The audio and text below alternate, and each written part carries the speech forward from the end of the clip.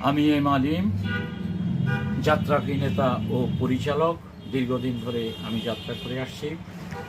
আজকে আমি একটি মাইকেল মধুসূদন পালার ছোট্ট একটি কবিতা আপনাদের পড়ে শোনাচ্ছি।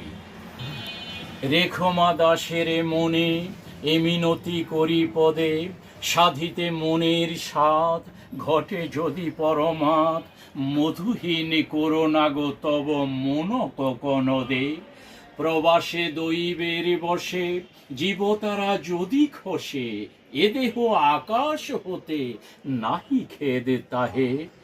জন্মিলে মরিতে হবে অমরকে কোথা কবে, চিরস্থির কবে নীর হাইরে জীবন নদে। তবে যদি দয়া করো ভুল দোষ গুণ ধরো, অমর করিয়াবর দেহ দাসে সুবরদে।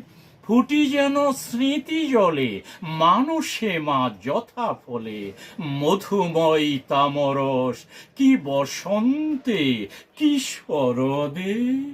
ধন্যবাদ। ধন্যবাদ আপনাকে।